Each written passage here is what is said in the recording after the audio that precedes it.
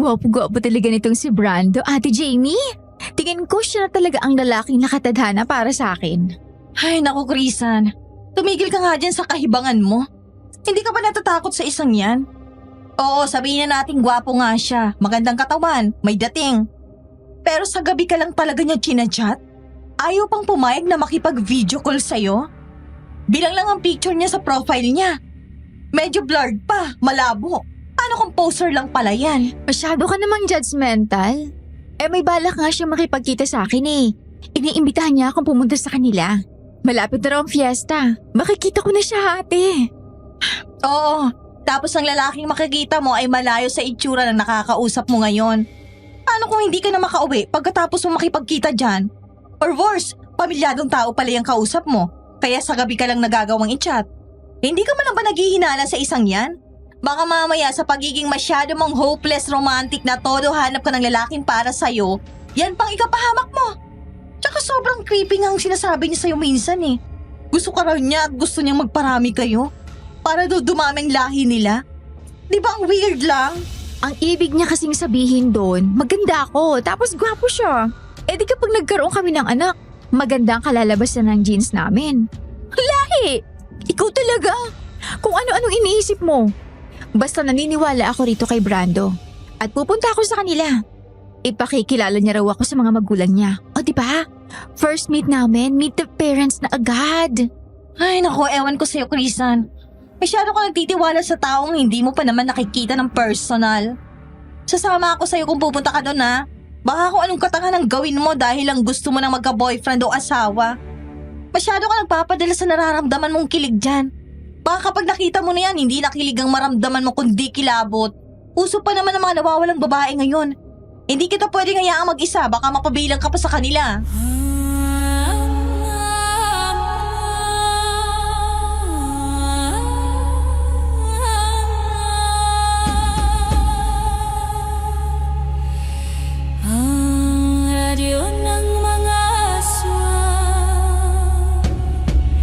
Ito ang Aswang Radio.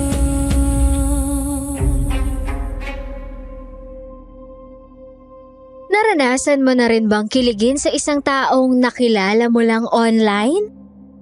Anong gagawin mo kung ang taong natutunan mo ng mahalin ay may katakot-takot palang sikreto? Tatanggapin mo pa rin ba siya sa kabila ng katotohanan? O lalayuan mo siya kahit labis mo siyang minamahal? Naway masagot niyo po ako sa comment section at magbabasa ako. Kung gusto niyong malaman kung saan nga ba umabot ang naging usapan namin ni Ate Jamie, sumubaybay ka hanggang sa dulo ng kwento kong ito. Magandang araw po, DJ Paula, at sa lahat ng mga patuloy na nakikinig at sumusuporta dito sa Aswang Radio. Ako nga po pala si Krisan at hindi ko po ito tunay na pangalan. Lahat po ng pangalang aking mababanggit, pati na rin ang lugar, sinadya ko pong palitan para maitago at maprotektahan ang aming pagkakakilanlan. Nangyari po ang ibabahagi kong kwento 5 taon pa lamang po ang nakalilipas. Sariwa at naaalala ko pa ang lahat ng detalye sa naging karanasan kong ito. Sa edad na 25, hindi ko pa rin nakikilala ang lalaking makakasama ko habang buhay. At pakiramdam ko, hopeless romantic ang tawag sa akin ng Ate Jamie ko. Dahil doon, umaasa akong baka makilala ko sa Facebook or online ang itinadhana para sa akin. At doon ko nakilala si Brando. Hala! Tumatawag si Brando, ate! First time kumakayaw ka dyan? Audio ko lang naman yan, hindi video. Ayaw niya talaga magpakita ng mukha. Ay, ewan ko sa'yo, ate. Lagi mo talaga akong kinukontra. Kailan ba kayo magpapakasal ni Jake nang wala na akong kasama rito sa kwarto na lagi may comment? Naiinggit ka lang kasi ako ikakasal na tapos ikaw wala ka pa ring boyfriend. Ang pasmado talaga ng bibig mo. Diyan ka na nga. Lalabas muna ako at sasagutin ko na to. Hello, Krisan. Bakit ang tagal mong sagutin ang tawag? May ginagawa ka ba? Nakaka-istorbo ba ako sa'yo? Hindi naman. Kinausap pa kasi ako ni Ate Jamie kaya medyo natagalan akong sagutin. Nakuwento ko naman siya sa'yo, di ba? Oo. Lagi mo nga siyang kinukwento sa akin eh.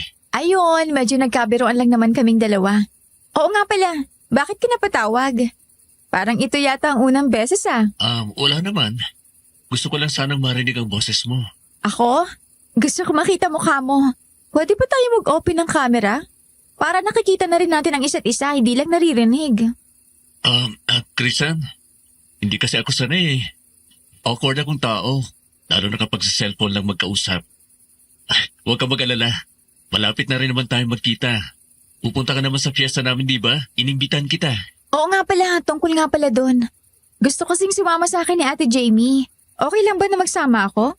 Ano? Sige. Siguro. Pwede naman kung nahiya ka rin mag-isa kang pupunta. Oo, tsaka hindi naman sa ano ha. Protective kasi ang isang yun eh. Nag-aalala siyang wala akong makakasama. Lalo na medyo malayo. At hindi rin kami pamilyar sa binanggit mong lugar eh. Pakisabi sa kanya. Hindi niya naman kailangan mag-alala at wala naman akong gagawin masama sa'yo. Matino naman akong tao. Hindi ako gumagawa na kung anong kalukuhan. Sure ka dyan ha? Hindi ka naman siguro gumagamit lang ng ibang mukha no? Ilang beses mo nang tinanong sa akin yan. Ako mismo ang nasa pictures ko. Low quality nga na ang ginagamit kong cellphone kaya medyo malabo. Pero ako talaga yun. Mapapatunayan ko naman yun sa'yo kapag nakita na tayo. Next week, diba? Pupunta ako. Magpaparest day ako sa trabaho sa araw na yan. Sige, aasahan kita. Paano? Ibababa ko na rin tong tawag. May kailangan pa kasi akong asikasuhin dito sa bahay bago ako magpahinga. Matulog ka na rin, Chrisan. Chat-chat na lang tayo, ha? Sige, Brando. Thank you. Hanggang sa mamatay ang tawag ay nakangiti lamang ako. Bumalik ako sa kwarto at naabutan kong natutulog na si Ate Jamie. Habang mas tumatagal na nakausap ko sa chat si Brando, tila mas tumitindi ang kilig na nararamdaman ko. Para bang kahit hindi ko siya nakikita, nahuhulog ang loob ko sa kanya sa kung paanong kahit sa simpleng message niya lang, ramdam kong tila may pagtingin din siya sa akin. Binibilang ko ang dumadaang araw dahil sa pananabik na makita na siya ng personal. 3 araw bago ang araw ng kanilang fiesta. Saka pa lang ako nagpaalam sa aking nanay Aurelia. Nay, sa Webes nga po pala day off ko pero aalis ako. May pupuntahan lang po. Saan ka naman pupunta? Di ba mas gusto mong nagpapahinga sa bahay kapag rest day mo? Ay naku, Nay, pagsabihan mo nga yung anak mo. Ba may balak ba naman makipagkita yan sa lalaking nakakachat niya lamang sa FB? Sabi niya pogi raw, ayaw namang mapakita ng mukha. Minsan lang din tumawag sa kanya. Ano? Chrisan, alam mo namang delikadong panahon ngayon. May mga nawawalang kababaihan, hindi ba? Hindi ka ba natatakot? Anong malay mo kung ganyan ang modus nila kaya ayaw magpakita ng mukha? Ay nako, gusto mo pa yata akong patayin sa pag-aalala kong sakali. Nay, mag-iingat naman ho ako. Tsaka hindi naman masamang tao si Brando, no? Alam ko mabait siya. Wala akong nararamdaman kahit anong masama sa kanya sa tuwing kausap ko siya. May mga tao talagang bihasa sa pagpapanggap ngayon. Hindi porke magandang pakikitungo sa'yo sa chat o kahit sa tawag, gano'n na rin sila sa totoong buhay. Malay mo't pagpapakitang tao lang talagang isang yan para makuha ang loob mo at maloko ka. Ay, kayo talaga ni ate. Parehas kayo ng ugali. Masyado kayong mapanghusga ng kapwa kahit hindi niyo pa naman siya nakikilala. Yun na nga eh, hindi ko rin mag-get sa'yo kung bakit ikaw ang kailangang pumunta sa kanila. Kung gusto niya talagang magpakilala. Bakit hindi na lang siyang pumunta rito kung tunay na magandang intensyon niya, di ba? Ate, fiesta nga sa kanila, di ba? Kaya niya nga ako inimbitahan eh. Tsaka sabi mo sasamahan mo naman ako, di ba? Nasabi ko na yan sa kanya. Abay, mabuti pa nga't samahan mo yung kapatid mo. Hindi rin kayo pwedeng abutin ng gabi, ha? Umuwi kayo ng may liwanag pa. Nay, tungkol po doon. Gabi raw po kasi sila nagse-celebrate ng fiesta eh. Gabi ang mga palabas kaya gabi po ako pupunta ron kasama si ate. Ano? Meron bang gabi na ginaganap ang pista? Opo, maghapon yun hanggang gabi pero iba naman po sa kanila eh. Tradisyon na raw po nila yun. Yun ay nakasanayan nila eh. Baka mas lalong hindi na dapat na tumuloy dyan. Gabi ang selebrasyon? Kakaiba masyado. Mukhang pinagdidriban ka lang talaga ng isang yan, mas lalo ako nagdududa. Baka gusto ka lang mabiktima. Ate, pinaliwanag na nga sa akin ni Brando yun. Ganun nga raw talaga sa kanila. Wag ka nga puro tamang hinala dyan. Sasama ka naman sa akin, di ba? Pwes, patutunayan ko sa yung tamang kutob ko na mabuting tao talaga si Brando. Eh talaga bang hindi ka na mapipigilan sa gusto mo, Krisan? Nag-aalala lang naman kami ng ate mo para sa'yo. Babae ka, babae tayo. Dapat ngang mas maging matalino tayo sa mga taong pinapapasok natin sa buhay natin. Para sa huli, hindi tayo maagrabyado. Huwag kayong mag-alala, Nay. Uuwi kaming buong-buo ni ate. Walang labis, walang kulang. Ay siguraduhin mo lang. Malapit pa naman ang birthday mo. Kapag nalalapit ang kaarawan, prone sa kapahamakan, kaya dapat magdoble ingat. Triple pa kung kinakailangan. Opo, Nay. Ako na pong bahala. Hindi ako mapapano doon. Bantayan mo na lang ng mabuti ang kapatid mo, Jamie. Nagpapasalamat na lamang ako na pagkatapos ng mahabang paliwanagan, napapayag ko rin si nanay na umalis ako at dumalo sa pista. Kahit nahalata naman sa mga mukha nila Ate Jamie, natutol talaga sila. Excited pa akong nag-message kay Brando na tuloy na talaga ang pagpunta ko sa kanila. At naisip ko rin na pagkatapos kong pumunta sa kanila, siya naman ang papupuntahin ko sa bahay para mas lubos naman siyang makilala ng pamilya ko. Dumating na nga ang araw na pinakahihintay ko. Pagkatapos pa lang ng tanghalian, inihanda ko na ang susuotin ko. Pinanunood naman ako ni Ate Jamie. Nag-aalangan pa rin pero wala nang magawa. Anong mas tingin mong babagay na dress sa akin, ate? Itong puti o itong itim? Pero parang maganda rin tong dilaw kasi mas nakakaputi. Sigurado ka na ba talaga sa gusto mo, Krisan? Tutuloy ka talaga? I mean tayo? Anong kapag nandun na tayo tapos bigla siyang may ginawang masama? Anong gagawin natin? Eh di magdadala tayo ng mahiwagang pepper spray. Alam mo namang hindi lang yan sapat na ipanlaban natin kung sakali.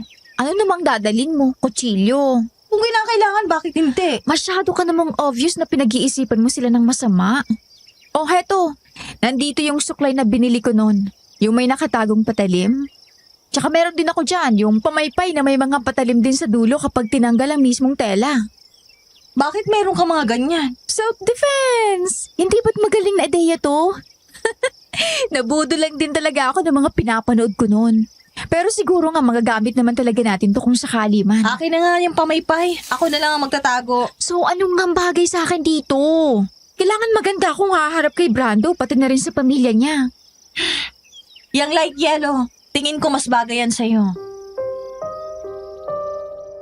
Hindi naman halatang pinaghandaan ko talaga ang pagpunta ko kina Brando. Halos hindi ko na nga rin ma-replyan ang mga chat niya dahil abala ko sa pag-aayos. Nag-makeup ako at pinakulot ko pa ang dulo ng mahaba kong buhok kay ate. Nang matapos, tuwang-tuwa pa ako sa naging itsura ko hanggang sa tumawag sa akin si Brando bandang mag-aalas 4 ng hapon. Hello, Brando?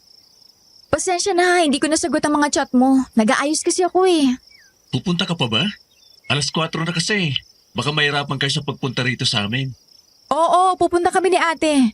Susunduin mo naman kami, di ba? Akala ko hindi na kayo pupunta eh. Kanina pa ako naghihintay. Sabi mo naman, gabi pa eh. Kaya nag-asikaso na muna ako. Tapos naman na ako. Hinihintay ko na lang talaga si Ate JB. Parang gusto niya pa kasi magpahatid kami sa mapapangasawa niya. Huwag na. Ang ibig kong sabihin, baka maabala pa ang boyfriend ng ate mo. Yun na nga rin ang sinabi ko sa kanya eh. Nasa trabaho pa naman din si Kuya Jake. Alas 5 pa ang labas niya kaya baka hindi na namin siya hintayin. Oo nga pala. Mga alas 8, uuwi na rin kami ni ate ha. Binili lang kami ni nanay eh.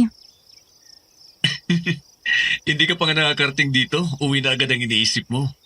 Tsaka magsisimula pa lang ng ganyang oras ang palabas. Ganun ba? Basta siguraduhin mo na lang na mag-enjoy dyan si ate ha. Para hindi niya mapansin ang oras at hindi agad siya mag-ayang pauwi. Oo. Ako na bahala. O siya, tutulong na rin muna ulit ako rito habang hinihintay ko kayo. Sige, Magchat-chat na lang ako kapag malapit na kami. Sumibol ang kaba sa dibdib ko dahil nalalapit na ang oras na magkikita kami ni Brando. Nang matapos mag-ayos si Ate Jamie, agad ko na siyang inaya paalis at nagpaalam naman kami kay Nanay Aurelia. Sumigaw pa siya sa pinto ng mga bilin sa amin bago kami sumakay ni ate ng tricycle papunta sa terminal ng jeep papunta sa kabilang bayan kung saan nakatira si Brando. 6:00 na kami nakarating sa kabilang bayan.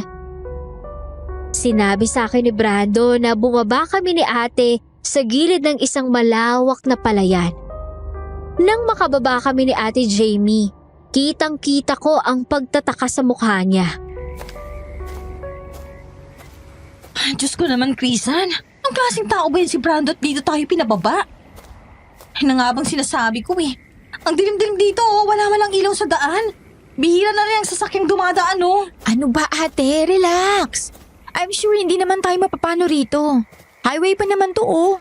Konti lang talagang sasaking dumadaan. Hindi na ako natutuwa, Krisan, ha? Hindi ko gusto kung nasan tayo ngayon. Tawagan mo na nga yung Brando na yan bago ko pa maisipang akayin ka pa uwi. Uy, eto na nga ate oh. Tatawagan ko na. Masyado ka namang high blood dyan. Bilis na! Sagot ka pa ng sagot dyan eh. Hello, Brando? Nasaan ka na? Nandito na kami ni ate sa sinasabi mong palayan. Oo, sige. Susundin ko na kayo. Gumilid muna kayo doon sa maliit na eskinita sa tabi ng palayan. Yan ang daan papasok sa amin. Eto ba? Yung may malinis na tabas ng damo? Oo, yan na nga. Magdadrive ako, Krisan. Mamaya na lang, saglit lang ha, at nandyan na rin naman ako. Sige, ingat ka. Oo, ano sabi? Saglit lang daw, magdadrive na siya. Ayaw pa talaga maghihintay ngayon? Dapat nga siya naghintay sa atin dito eh. Kumalma ka nga ate. Miss? Baka mamaya magsalita ka ng kung ano-ano kapag nandyan na si Brando. Kilala mo ako, hindi mo mapipigilan ang bibig ko. Napabuntong hininga na lamang ako. Alam kong kaya lang ganun si ate ay nag-aalala lang din siya para sa aming dalawa. Siguro nasa 10 minuto rin kaming naghihintay sa gilid ng daan kaya mas lalo pa siyang nainis hanggang sa nakarinig kami ng ingay ng motor. Saka namin namataan ang isang paparating na ilaw mula sa dulo ng eskinita kung nasaan kami. Maya-maya pa, nakalapit na ito at lulan nun si Brando. Muntik ko nang mahigit ang sarili kong hininga nang magtama ang aming mga mata. Hindi poser si Brando. Kung gwapo na siya kahit sa malabong litrato, higit na mas gwapo siya sa personal. Nakagat ko na lamang ang labi ko. Hindi alam kung anong una kong sasabihin sa kanya. Bakit ang tagal mo naman? Ikaw dapat ang naghintay sa amin dito. Uy, ate naman. Bakit? Totoo naman yung sinasabi ko ba? Pasensya na. Hinintay ko pa kasi itong motor ko. May nanghiram kasi. Dahilan. Tapos pasasakayin mo kami dyan? Kita mong dalawa kami ng kapatid ko o kasya ba kami dyan? Kasya naman kayo rito. Huwag kayong mag-alala. Tara na. Sumakay na kayo. Magsisimula na rin yan ang palabas. Mabuti pa nga at na makauwi na rin kami agad. Ako ang nahihiya para sa mga sinasabi ni Ate Jamie. Pero hindi ko rin naman siya masaway. Mabuti na lang din at hindi namin siya pinapansin ni Brando. Isa sa mga tipo ko sa lalaki ang mabango, DJ Paula. Kaya naman habang umaandar ang motor, sinusubukan ko siyang amuyin. Pero kahit anong gawin kong singhot, wala akong maaamoy sa kanya. Tila may sumusundot pa nga sa ilong kong hindi kaaya-ayang amoy. Parang amoy malansa. Inisip ko na lang na baka tumulong siya sa pagkakatay ng mga nilutong handa nila. Pero sana naisip niya malang din munang maligo bago humarap sa akin, gayong pinaghandaan ko ang itsura ko para sa una naming pagkikita. Hindi ako nagsasalita, ganun din naman siya. Pero naririnig ko ang mahihinang bulong ng pagrereklamo ni Ate Jamie. Sa totoo lang, nakakatakot na ang dinadaanan namin sa sobrang dilim. Pero kahit na ganun, alam kong liblib ang lugar na tinatahak namin dahil mapuno. Hindi ko maiwasang makaramdam ng takot dahil parang may mga matang nagmamasid sa amin sa dilim.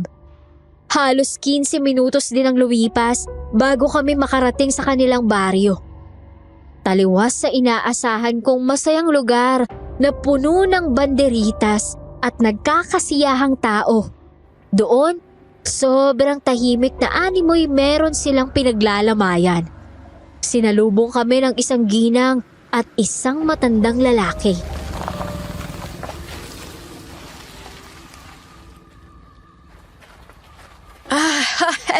Oh, eto na ba ang mga bisitang sinasabi mo sa amin? Anak, abay kay gagandang dalaga naman pala ng mga ito. Ano pa bang aasahan mo? Gwapo rin naman tong apo ko. Abay bagay lang din naman sa kanya magnobya ng maganda. Wala pa akong nobya sa kanila. Siya nga po pala. Kaibigan ko si Chrisan. Yung kinikwento ko sa inyo. Tapos ito naman ang ate Jamie niya. Chrisan, ang nanay Wanda ko at lolo Bagwis. Magandang gabi po sa inyo. Mano po? Pasensya na, iha. Hindi kasi kami nagpapamano. Ay, ganun po ba? Ayos lang po. Ang mabuti pa siguro'y pumasok na muna kayo sa bahay namin. Ipaghahain ko kayo ng masasarap na pagkain. Paniguradong hanap-hanapin nyo ang lasa ng pagkain ko kapag natikman nyo. Wala ba talagang nobya ang apo ko sa inyo? Sayang naman. Wala ho, ikakasal na ako. Ito namang kapatid ko ay kaibigan lang ng apo nyo. Matanong ko lang ho, ganito po ba talagang fiesta para sa inyo? Wala man lang kabuhay-buhay? Oo, Ineng. Mula bata pa kami, ganito na talaga ang pista para sa amin. At mamaya, malalaman nyo ang dahilan kung bakit hindi kami singbongga tulad ng iba, tulad ng nakasanayan nyo. Tara na. Dito ang bahay namin. Sumunod lang kayo sa akin, ha. Kailangan nyo munang kumain. Ngumiti na lang ako kay Brando at tumango bago sumunod sa kanila ng kanyang nanay Wanda. Nagpaiwan naman si Lolo Bagwis kasama ang ibang mga taong napapansin kong tila kakaiba ang mga tingin sa amin ni Ate Jamie. Hindi ko alam kung bakit bigla na lamang nagtaasan ng mga balahibo ko sa buong katawan, lalo na sa batok. Yung tingin kasi ng isang matandang babae, nanlilisik at parang gusto kaming sigurin. Yung isang lalaki naman, para kaming pagkain sa paningin niya at napapakagat labi pa. Nakita ko rin kung paano niyang dinilaan ng kanyang labi na para bang masarap kaming putahe. Anong problema, Chrisan? Bakit ganyan ang itsura mo? Nakakatakot lang kasing tumingin yung ibang tao rito sa inyo. Para kaming pinabalatan ng boy ni ate. Naku, huwag mo na lang pansinin. Ganyan talaga ang mga tao rito sa amin. Pailalim kung tumingin. Hindi mo kailangang matakot. Mababait naman sila. Sige. Oo nga pala.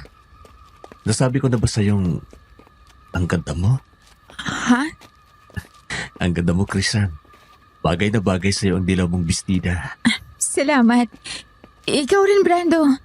Akala ko talaga hindi ikaw nasa picture kaya ayaw mong mapakita ng mukha sa akin eh. Sabi ko naman sa'yo eh. Hindi lang talaga ako mahilig kumuha ng mga litrato.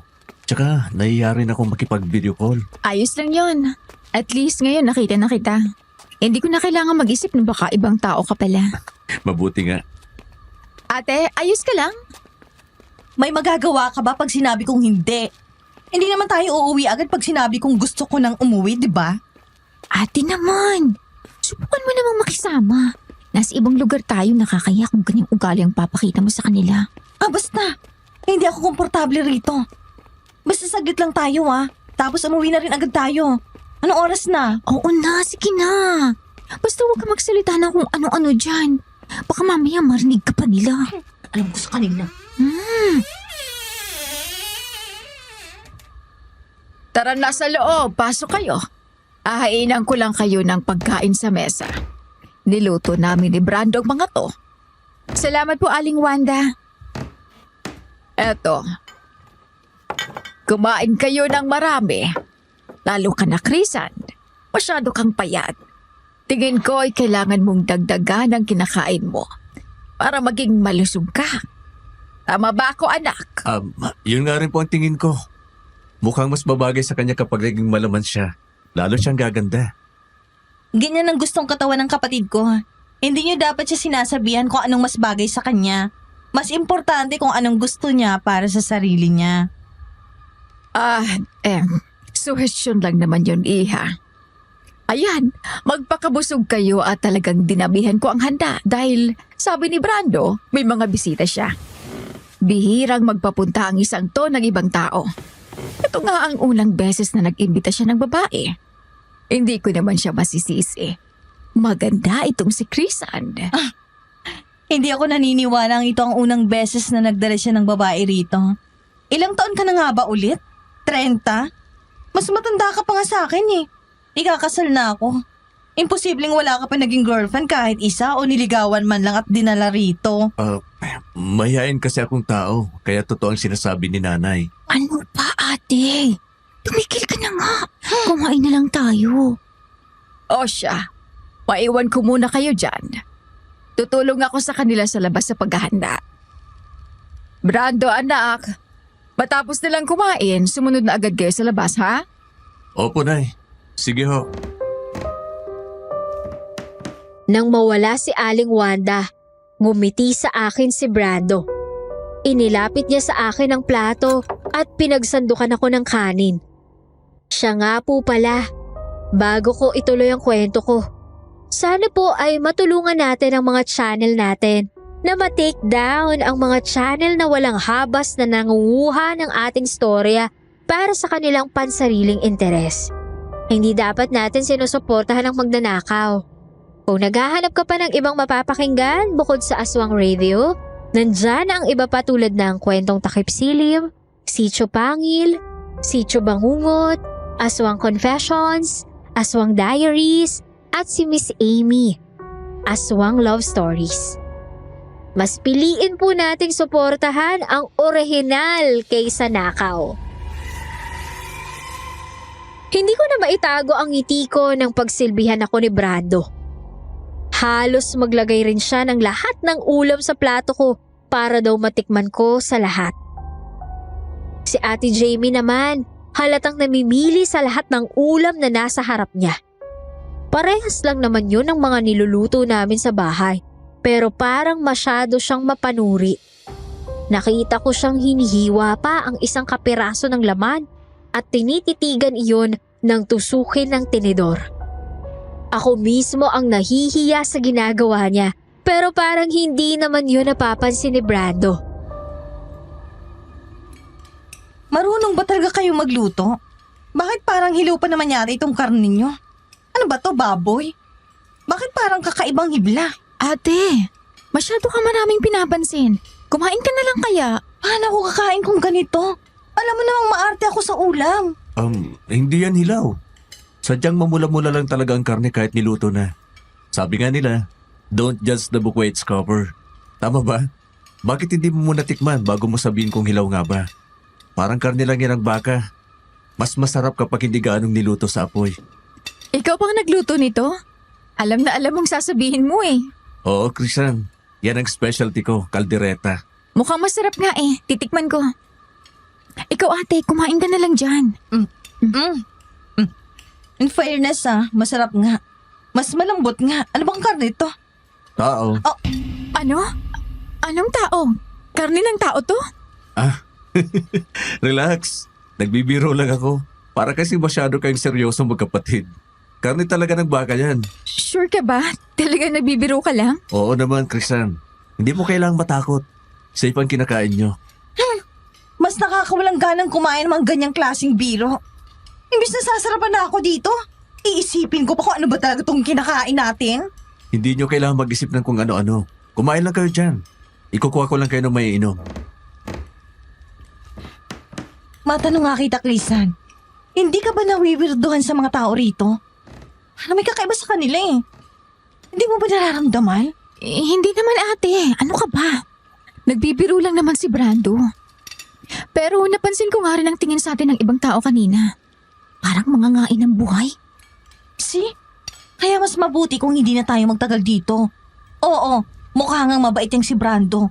Yung mga tao sa paligid niya, parang hindi. Oo ate, basta makisama na lang din tayo. Tsaka tayo magpaalam na uuwi na rin. Maaga pa man din ang pasok ko bukas. Tama. Sa wakas naman, nag-iisip ka na ng tama ngayon. Kala ko magpupumilit ka pang mag-stay ng matagal dito. Ni hindi nga natin alam kung may masasakyan pa ba tayo pa uwi. Sumang-ayon na lang ako sa gustong mangyari ni Ate Jamie. Kaysa naman magtalo pa kaming dalawa kung sakali mang ipipilit ko pa ang gusto kong mangyari. Masarap ang mga niluto nila Brando. Malambot ang karne at nanunuot ang lasa sa dila na kahit tapos na kaming kumain, parang naroon pa rin ang lasa. Pagkatapos namin kumain at nakapagpahinga na kami ng konti, nagpaalam muna si Ate Jamie na kakausapin si Kuya Jake at baka magpasundo kami. Naiwan kaming dalawa ni Brando sa sala. Bagong ligo na siya, pero wala pa rin akong naaamoy na mabangong samyo sa kanya. Parang kahit sabon ay hindi niya kilala. Pasensya ka na nga pala sa bahay namin ha. Maliit lang. Ano ka ba? Okay lang. Hindi mo kailangang hihingi ng sorry kung ano mang itsura ng bahay niyo. Maayos naman at malinis. Hindi naman issue sa akin yun. Salamat ulit ha. Pumunta ka rito. Medyo nakakaya nga eh. Talagang ikaw pang naunang pumunta rito sa amin imbis na ako ang pumunta sa inyo. Wala yon, ano ka ba? Invited ka rin naman sa birthday ko. Mag-aanda ako kahit papano. Punta ka ha? Sige. Kailan ba ang birthday mo? Next month pa naman, pero sabihin na kita ng maaga. Sige, pupunta ako. Pwede ba tayong mag-picture? For memories lang naman sana. Ito yung una nating pagkikita eh. Picture? Oo, bakit? Ayaw mo ba? Sayang naman kung hindi tayo magpipicture. Nahihiya ka ba? Okay lang naman kung ayaw mo. Hindi. Sige. Para nga naman meron tayong alaala. Malaki ang naging ngiti ko nang pumayag si Brando na kumuha kami ng ilang litrato. Titingnan ko pa sana ang kinalabasan nang muling bumalik si Ate Jamie. Lumayo na rin si Brando sa akin at hindi ko naman na yun pinansin at tinago ko na lang ulit ang cellphone ko. Binigyan tayo ni Jake ng 1 oras tapos susunduin niya na raw tayo rito. Okay, sige. Brando, anak. Bakit hindi mo pa pinalalabas sa mga bisita mo? Magsisimula ng panalangin. Anong panalangin? Panalangin bilang panimula. Lumabas na kayo dyan. Brando, sumunod na kayo. Opo, Nay. Bumalik na kayo doon kay Lolo. Susunod na lang kami. Bilisan nyo na, ha? Ayaw na ayaw ng lolo mong naghihintay. Nang dahil sa sinabi ni Aling Wanda, napilitan kaming lumabas na at sumunod kung nasaan sila. Sa bawat hakbang namin palabas ng bahay nila Brando, tila mas bumibigat ang hanging nalalanghap ko. Ang katahimikan ng baryo ay hindi na nakakakalma, kundi nakakabingi at nakakapangilabot. Nakita ko ang mga tao na nakapalibot sa isang mahabang mesa, pero natatakpan yun ng mga anino ng naglalakihang puno. Hinawakan ni Brando ang siko ko. Hindi masyadong mahigpit pero ramdam ko ang kakaibang lamig ng kanyang palad. Si Ate Jamie naman ay nakabuntot lang sa akin. Sa gitna ng dilim, tanging mga sulu lamang ang nagbibigay ng liwanag sa paligid. At doon ko nakita ang isang bagay na nagpahinto sa tibok ng puso ko. Isang kabaong nagawa sa maitim na kahoy ang nakapatong sa mahabang mesa. Brando, ano yun? Bakit may kabaong sa gitna? Akala ko ba may palabas na magaganap? Diyos ko, Krisan. Sinasabi ko na nga ba eh. Anong klaseng selebrasyon to? Bakit may patay sa gitna ng pista? Huwag kayong maingay. Panalangin muna bago ang lahat. Pero bakit kailangan may kabaong? Sinong nasa loob niyan? Umalis na tayo rito, Krisan. Brando, iatid mo na kami sa labasan ngayon din. Hindi ko na gustong nararamdaman ko rito. Silencio, morate fratres! Biglang tumahimik ang lahat. Dahil sa sigaw ni Lolo Bagwis na lubos na maotoridad, agad akong napako sa kinatatayuan ko. Ang tanging naririnig ko na lang ay ang malakas na pintig ng puso ko at ang siklab ng apoy mula sa mga sulo. Ang mga tao ay nagsimulang lumuhod sa paligid ng kabaong. Nagsimulang umusal ng mga salita si Lolo Bagwis. Mga salitang hindi ko maintindihan dahil tila nasa wikang Latin. Para itong mga bulong na nagmumula sa kailaliman ng lupa. Sanguis eternos dona nobis veres. In nocte esta carne massipimos spiritum renovamos. Sanguis eternos, dona nobis veres. Brando, ano yung sinasabi niyo? Anong ibig sabihin nun? Huwag kang maingay, Christian. Baka magalit ang lolo. Tapusin lang natin ang panalangin. Ipapaliwanag ko rin sa inyo kung para saan lahat ng ito. Bitawan mong kapatid ko. Christian, tara na. Bahala na kung saan tayo mapadpad. Huwag lang dito. Ate, ayaw gumalaw ng mga paa ko eh. Ano? Bakit parang napako ako rito sa kinatatayuan ko? Ako rin eh. Ano to? Anong ginagawa niyo sa amin, Brando? Tulungan mo kami! Huwag kayong maingay. Magagalit sila. Respetuhin nyo na lang kung ano mang ginagawa namin. Hindi naman kayo mapapaano rito. Habang nagpapatuloy ang kanilang dasal, tila unti-unting lumalabo ang paningin ko. Para kaming nahihipnotismo sa bawat salitang lumalabas sa bibig ni Lolo Bagwis. Ang mga boses nila ay dumadagundong sa aking pandinig. Paulit-ulit hanggang sa biglang tumayo ang matanda at humarap sa amin. Doon ko naramdaman na muli kong maigalaw ang aking mga labi. Bagaman tuyong-tuyo ang aking lalamunan.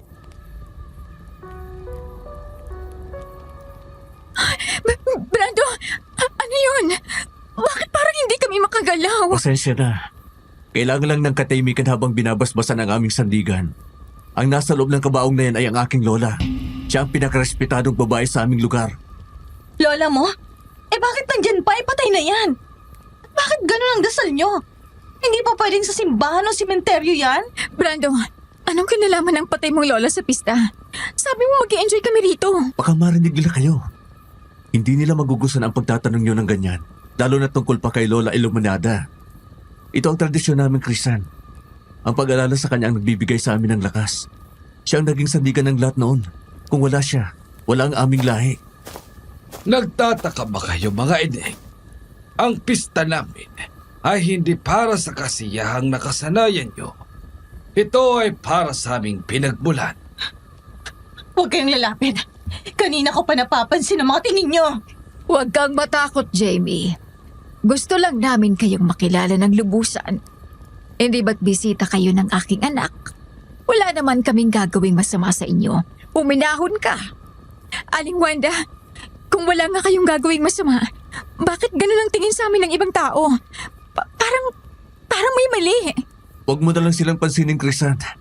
Nagugutom lang siguro sila dahil hindi pa nagsisimula ang piging. Piging? Kumain na kami, di ba? Matalas ang pakiramdam ng isang ito. Bagay siyang maging bahagi ng pamilya. Anong pamilya? Ano ba kayo mga baliw? Bakit ko namang gugustuhin mapabilang sa mga baliw? Christian, umawa ka sa akin ngayon din! Dahil sa matinding takot, mabilis na nilabas ni Ate Jamie ang pamaypay na may nakatagong patalim. Kumislap ang dulo nito sa ilalim ng liwanag ng sulo. Nagulat ang mga tao sa paligid at nagsimulang dambahin kami ng kanilang mga titig na punong-puno ng galit. Si Brando naman ay mabilis na humarang sa harap namin. Tila sinusubukang pakalmahin ang lahat. Pero ang kanyang tindig ay hindi na tulad ng dati. Lalapit kayo? Sige, subukan nyo! Hindi ako magdadalawang isip na gamitin to! Ate, ibaba mo yan. Baka lalo tayong hindi makalabas dito. Jamie, itago mo yan. Hindi nyo alam ang ginagawa nyo. Baka hindi ko na kayo mapigilan kapag uminit ang dugo ng mga kasama ko. Wala naman talaga silang balak na masama sa inyo. Ikaw lang tong nag-iisip ng kung ano-ano. Huwag mo kaming utuin! Manlilinlang ka! Ano talagang kailangan niyo sa amin, ha? Napakawalang galang ng bisitang ito. Brando, bakit ka nagdala ng ganyang klaseng babae sa harap ng iyong lola? Bastos! Hindi marunong rumispeto. Kung may gagawin kaming hindi maganda, edi sana'y kanina pa. Nay, pasensya na ho. Natatakot lang sila. Jamie, nakikiusap ako. Ibaba mo ang armas mo. Hindi ito ang tamang lugar para mag-amok. Ate, please. Nakatingin na silang lahat. Brando, tulungan mo kami makaalis dito. Sabi mo kanina safe kami, di ba? Paalisin mo na mga yan, Brando. Hindi magugustuhan ng lola mo ang ganito kung nabubuhay pa siya. Opo, Lolo. Ihatid ko na sila. Sa susunod mga iha, huwag kayong magmamataas sa paligid ng mga taong unang beses nyo lamang nakita at nakilala.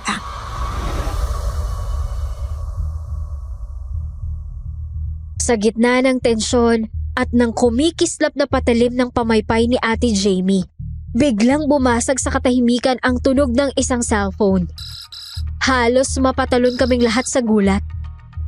Kinakapkap ni ate ang kanyang bag habang ang mga mata niya ay hindi inaalis kay Brando at sa mga taong nakapaligid sa amin. Hingal na hingal siya. Ang mukha ay bakas ang labis na takot at pagdududa sa bawat galaw ng mga tao sa baryong yon. Ako man ay hindi na alam kung anong gagawin. Si Jake. Krisan, tumatawag si Jake. Salamat sa Diyos. Sagutin mo na ate. Sabihin mo sunduin na tayo ngayon din. Hello, Jake? Nasaan ka na? Sunduin mo na kami rito. Hindi ko na kaya, Jake. Pakibilisan. Para mabaliw ang mga tao rito. Jamie, Chrisan, makinig muna kayo. Hayaan niyo ako magpaliwanag bago kayo umalis. Ano bang ipapaliwanag mo, ha? Yung kabaong? Yung dasal na Latin? Ano to, Brando? Katapusan na ba namin? Dito na ba kami mamamatay, ha? Humihingi ako ng dispensa sa inyo. Alam kong nakakatakot ang nasaksihan nyo. Pero bahagi lang ito ng aming pagsasabuhay sa araw ng aming baryo. Ginugunita lang namin ang naging kabutihan ng lola ko sa lugar na ito. Gusto lang namin manatili siyang buhay sa aming puso't isip. Pero Brando, bakit ganon? Bakit kailangan gabi? Bakit kailangan ganon ang tingin nila sa amin? Tradisyon lang talaga namin ang maging seryoso pagdating sa kanya. Ang mga tingin nila, pasensya na. Hindi lang talaga sila sanay sa mga bagong mukha rito sa liblib naming lugar. Jake, bilisan mo! Krisan, huwag kang maniniwala sa sinasabi niyan. Huwag kang magpapadala sa matamis na dila ng lalaking yan. Ihatid ko na kayo sa labasan. Hindi ko hahayaang maglakad kayo rito na mag-isa, lalo na't madilim ang daan. Sabihin mo kay Jake, puntahan kayo sa gilid ng palayan kung saan ko kayo sinundo. Sige Brando, mabuti pa nga umalis na kami. Hindi ko na alam kung ano iisipin ko. Sana pala hindi na lang ako pumunta rito. Sinama ko pang ate ko. Chrisan, sorry. Patawarin mo ako kung naging dahilan ako ng takot mo ngayon. Sana wag magbago ang tingin mo sa akin. Gusto lang kitang makilala ng totoo. Tiningnan ko si Brando. Ang mukha niya ay punong-puno ng pagsisisi. Tulad pa rin ng lalaking kinikwento ko kay Ate Jamie na tila siya na ang lalaking para sa akin. Pero sa pagkakataong yun, hindi ko na maramdaman ang kilig na dati ay nagpapangiti sa akin sa tuwing magchat kami. May isang bahagi ng isip ko ang nagsasabing totoo ang kanyang sinasabi. Pero ang kaba sa dibdib ko ay hindi maalis-alis.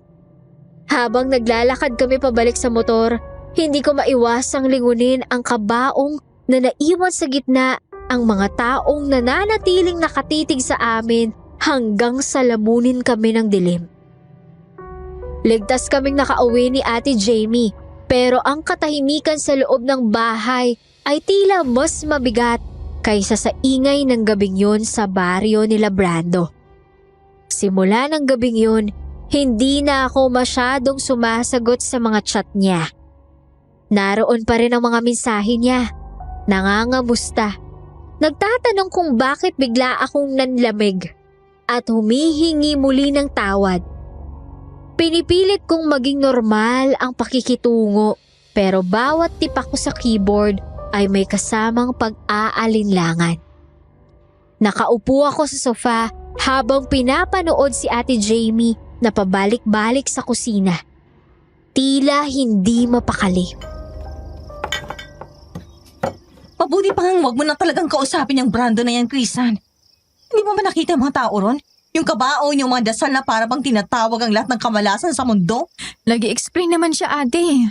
Sabi niya tradisyon lang daw nila yun. Pero hindi ko rin alam eh. Parang may kung anong padar na biglang humarang sa amin.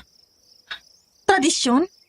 May tradisyon bang kailangang mamatay ka sa takot dahil sa kakaiba nilang ginagawa?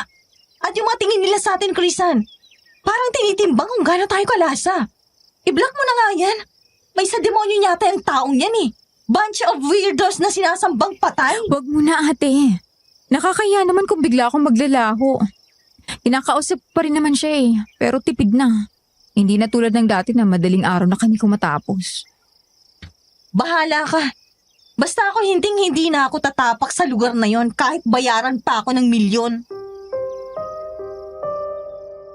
Iniwan ako ni Ate Jamie na mag-isa sa sala. Sinubukan kong pagaanin ang loob ko sa pamamagitan ng pagtingin sa mga litratong kinuha namin noong gabing yon. Gusto kong makita kung naging maganda ba ang kinalabasan ng first meet-up namin. Binuksan ko ang gallery ng cellphone ko at hinanap ang mga kuha sa sala nila. Nanlamig ang mga daliri ko habang pinipinch zoom ang screen. Sa bawat litrato, malinaw na malinaw ang mukha ko. Kitang-kita ang bawat hibla ng buhok ko at ang ngiti sa aking mga labi. Pero si Brando, para siyang usok. Ang kanyang mukha ay blurred. Parang gumalaw siya ng mabilis o di kaya'y may kung anong interference sa camera. Pero sigurado akong hindi siya gumalaw noon dahil nakahawak pa nga siya sa balikat ko. Kinilabutan ako nang mapansin na kahit saang anggulo, hindi mo mabuo ang anyo ng kanyang mukha. Nay, pwede po bang magtanong? Ano yon anak? Bakit parang namumutla ka dyan? May sakit ka ba? Wala po, Nay. Tingnan niyo po itong picture namin ni Brando. Bakit po kaya ganitong kuha sa kanya? Malinaw naman po sa akin pero sa kanya parang anino lang uusok. Abay, patingin nga ako. Oh, Diyos ko, Chrisan. Kailan niyo ba ito kinuha? Nung pista po sa kanila. Bakit po kaya ganyan ang itsura niya, Nay? Anak, nung bata pa ako na ikukwento ng lola mo, may mga nilalang na hindi kayang abutin ng lente ng kamera ang kanilang tunay na anyo. Ang liwanag ng flash ay tumatago sa kanila dahil hindi sila tulad nating mga tao. Ano pong ibig niyong sabihin? Sinasabi niyo bang sira ang kamera ko? Hindi, Chrisan. Hindi kaya ang lalaking ito ay isang aswang. Sinasabi ko sa iyo, ang mga ganyang klase ng tao, hindi mapipicture ng malinaw. Tandaan mong sinabi ko, lumayo ka na sa kanya habang maaga pa. Naiwan akong tulala sa gitna ng kusina. Ang babala ni nanay ay tumutusok sa puso ko. Simula nang makauwi kami galing sa nakakapangilabot na pistang yon, tila may kung anong sumpa na bumundot sa amin hanggang sa loob ng aming tahanan. Mga pangyayaring hindi ko maipaliwanag. Si Ate Jamie na dating masigla at laging matapang ang dila ay unti-unting nanghina. Ang kanyang mga mata ay naging malalim. Ang balat ay tila nawala ng kulay at madalas siyang tulala habang nakahawak sa kanyang dibdib. Sinasabi niya na pakiramdam niya ay may nakabantay sa kanya. Na kahit sarado ang lahat ng pinto ay may malamig na hanging humahaplos sa kanyang batok. Isang gabi, habang ang buong kabahayan ay balot ng katahimikan at ang tanging naririnig ko ay ang huni ng mga kuliglig, ang takot na pilit naming ibinabaon ay muling sumambulat sa pinaka nakakatakot na paraan. Nagising ako dahil sa kakaibang lamig. Ang kurtina sa aming bintana ay malakas na humahampas. Kahit naaalala kong isinara ko iyon bago kami natulog, sa dulo ng kama sa paanan ni Ate Jamie, may isang maitim na anino akong nakita. Isang nilalang na nakayuko. Ang mga daliri ay mahahaba at matutulis. At ang mga mata ay nanlilisik na parang uling na nagbabaga.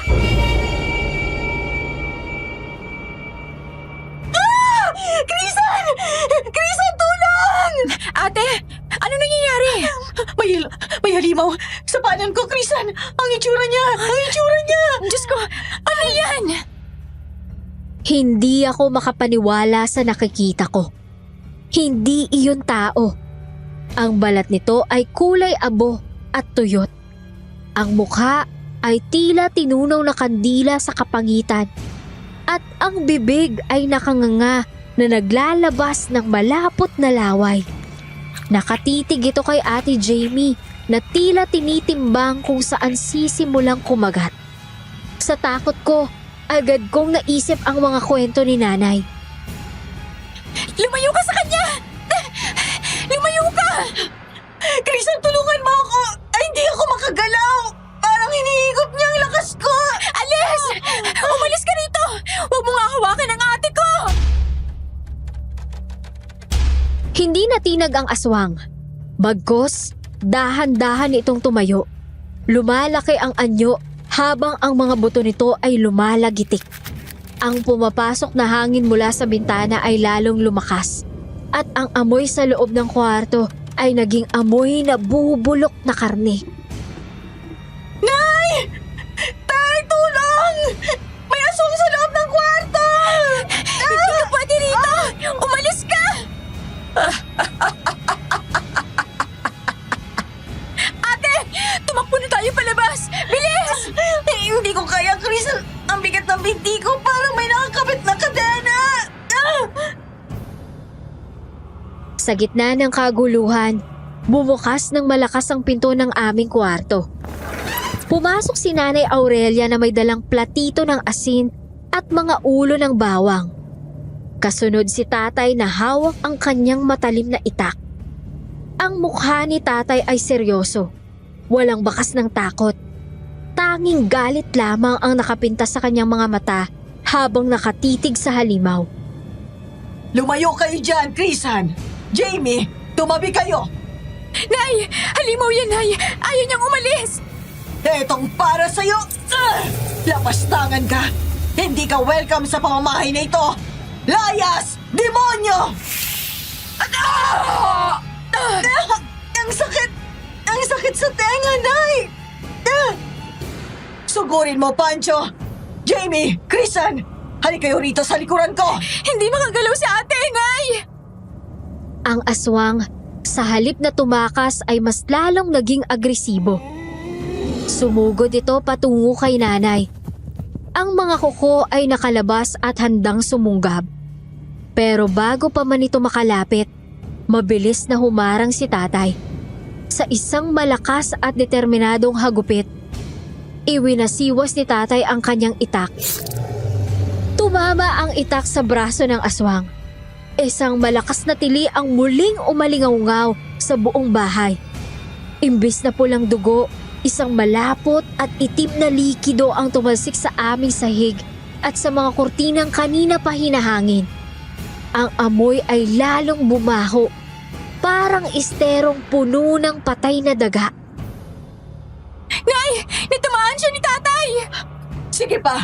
Huwag mong tantanan hanggat hindi namamatay yan o umaalis! Paalisin niyo na siya! Ayoko na! Ayoko na rito! Ang aswang ay napaatras patungo sa bukas na bintana. Ang sugat sa kanyang braso ay umuusok habang ang itim na likido ay patuloy na tumutulo sa sahig. Nagiiwan ng sunog na marka sa kahoy. Tiningnan kami ng halimaw sa huling pagkakataon. Isang tingin na puno ng pagbabanta at tila may gustong sabihin sa akin. Lumingon ito kay Tatay na nakataas pa rin ang itak. Handa sa susunod na taga. Biglang tumigil ang hangin. Ang kortina ay dahan-dahang huminto sa paghampas. Si Tatay ay nanatiling nakatayo sa tapat ng bintana. Binabantayan ang dilim sa labas habang ang itak niya ay may bahid pa rin ng itim na likido. Lumapit si nanay sa amin at niyakap kaming dalawa ni Ate Jamie na nanginginig pa rin sa kama. Nakatakas ang halimaw. Ngunit ang takot na iniwan nito ay tila isang lason na dahan-dahang kumakalat sa aming sistema. Nakaupo ako sa sahig, tulala, habang ang mga kamay ko ay nanginginig pa rin sa sobrang nerbiyos. Hindi ko magawang tumingin kina nanay at Ate Jamie. Ang tanging naririnig ko lang ay ang mabigat na paghinga ni tatay habang mahigpit pa ring hawak ang kanyang itak at ang mahinang hikbi ni Jamie na tila hindi na matatapos.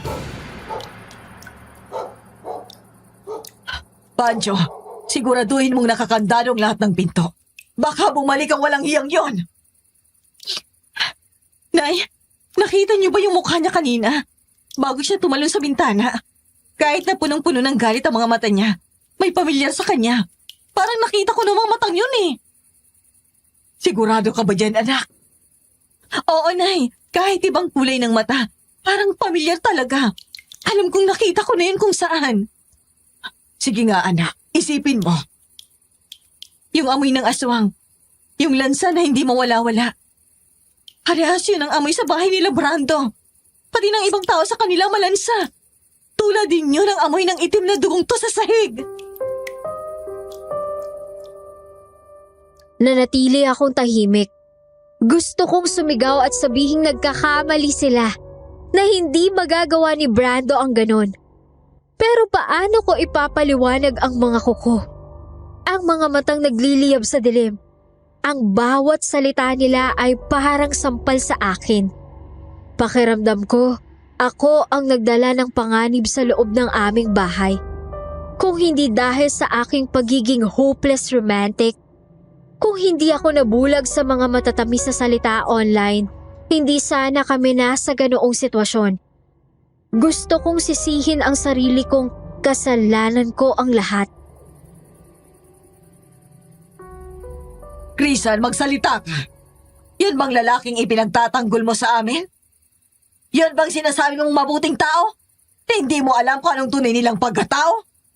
Ano, Crisan? Ngayon mo sabihing judgmental kami. Muntik na tayong mamatay dahil sa kahibangan mo.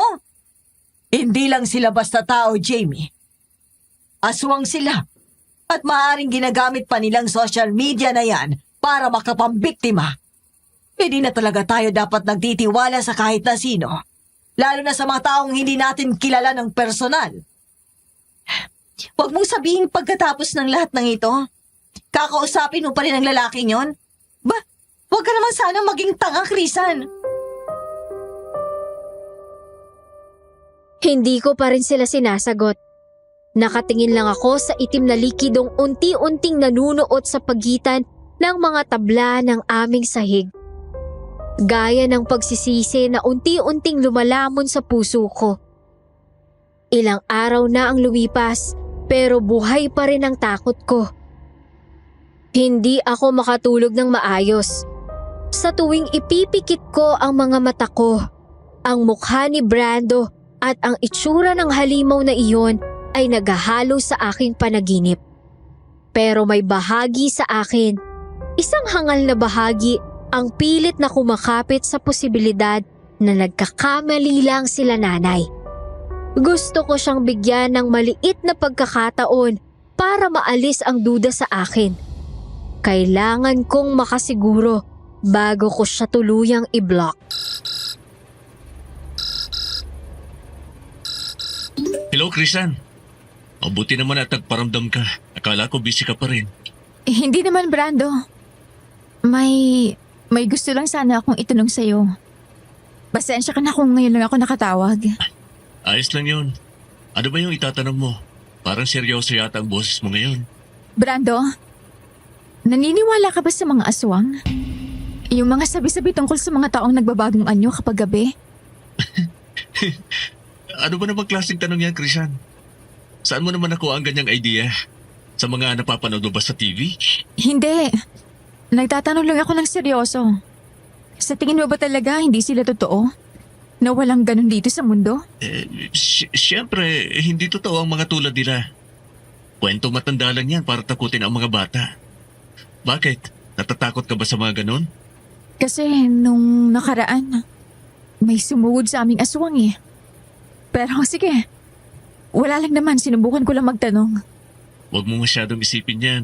Baka guni-guni mo lang dahil sa pagod. Pero teka, napansin ko lang. Bakit parang lumalayo ang loob mo sa akin itong mga nakarang araw? Ha? Hindi naman sa ganon. Marami lang talaga akong ginagawa sa trabaho kaya hindi kita gaano nakakausap. Sigurado ka? Kala ko kasi ayaw mo na akong maging kaibigan.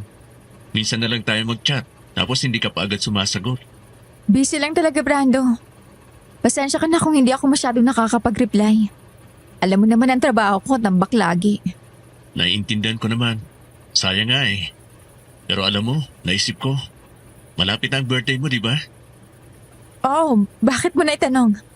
Plano ko sanang pumunta dyan sa birthday mo. Pambawi na rin sa nangyari nung nakaraan. Ano? Pupunta ka rito sa bahay? Oo. Gusto ko rin makita yung lugar nyo.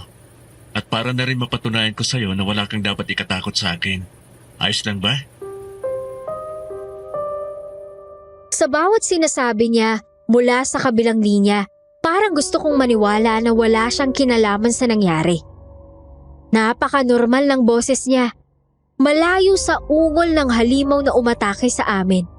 Pero habang sinasabi niya ang tungkol sa pagpunta niya sa amin sa kaarawan ko, lalong bumigat ang dibdib ko. Isang bahagi ng isip ko ang gustong makita ang katotohanan, pero ang mas malaking bahagi ay nanginginig sa kaba.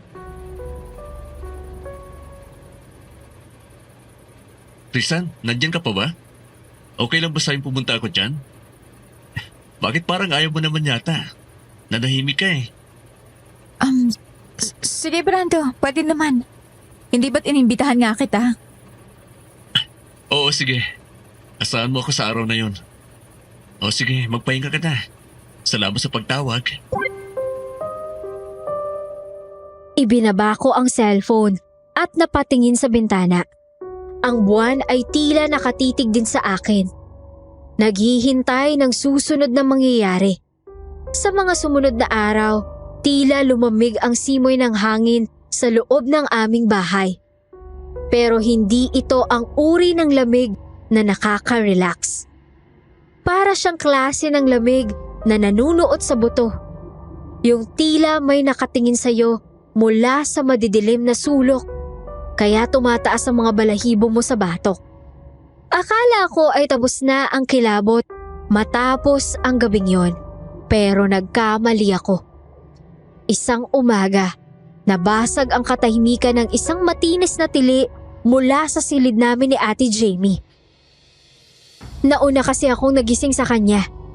Kumaripas kami ng takbo ni nanay at ang bumungad sa amin ay isang eksenang hindi ko malilimutan.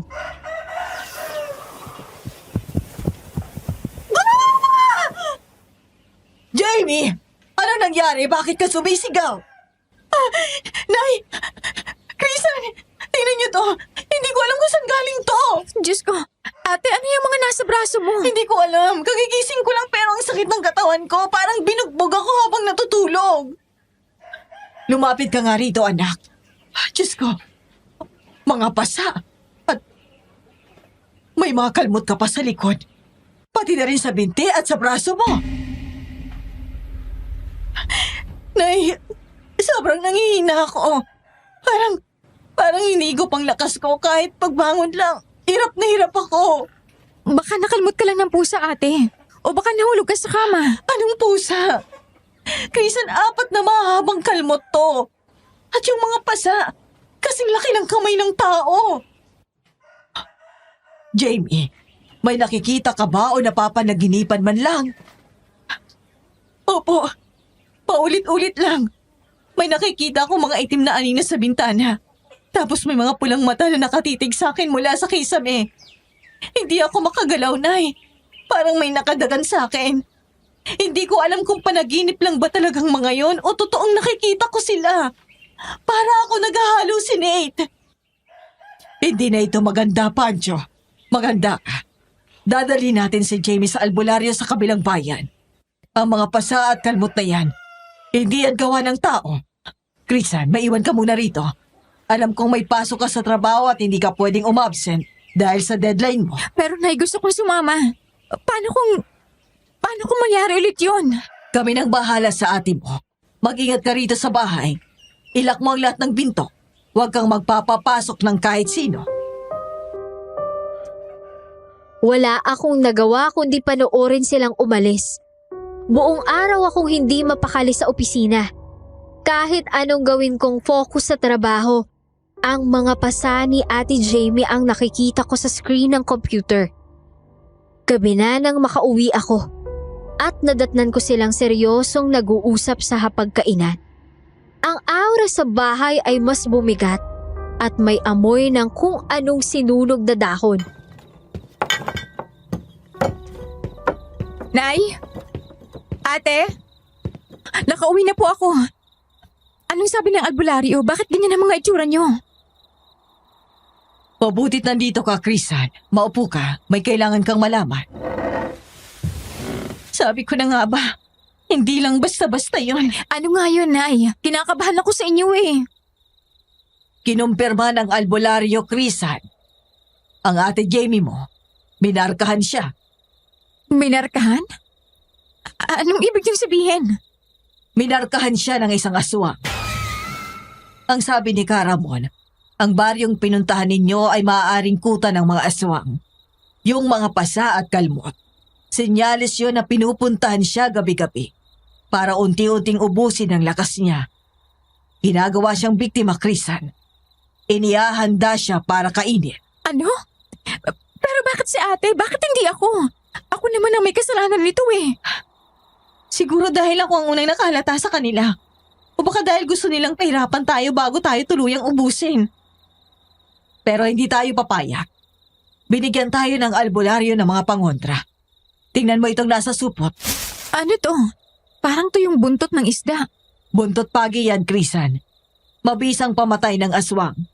Kapag tinamaan sila niyan, hindi lang sila masasaktan, masusunog ang laman nila. May mga langis din tayong inurasyonan. May mga bawang din at asin na ibinubudbud sa bawat sulok ng bahay. Sabi pa ng albularyo, kailangan nating maging mapagmatsyag. Ang markang ito ay hindi mawawala hanggat hindi namamatay ang aswang na naglagay nito. Habang tinitingnan ko ang aking pamilya, isang matinding pagsisisi ang muling bumangon sa dibdib ko. Hindi na ako nakaimik hanggang sa magtungo kami sa kwarto ni Ate Jamie. Tahimik na ang buong bahay. Tanging ang huni lang ng mga kuliglig sa labas ang nangingibabaw. Nakaupo ako sa gilid ng aking kama. Hawak ang buntot pagi na tila ba ito na ang tanging proteksyon ko sa mundong biglang naging malupit. Chrisan, kailangan nating mag-usap ng matino. Yung totoong usapan, walang iwasan. Tungkol ba ito sa mga pasamo, ate? Alam mo namang hindi ko ginusto na mangyari ito sa'yo. Alam ko, hindi rin naman kita sinisisi. Pero kailan ba talaga nagsimulang lahat ng ito? Isipin mo ngang mabuti. Kailan ba tayo nagsimulang makakita ng mga anino at makaramdam ng ganitong takot? Nung gabi na inatake tayo rito sa kwarto. Hindi, Chrisan. Mas maaga pa ron. Nagsimula ang lahat ng to nung nagpunta tayo sa fiesta nila Branto. Nung tumapak tayo sa teritoryo nila.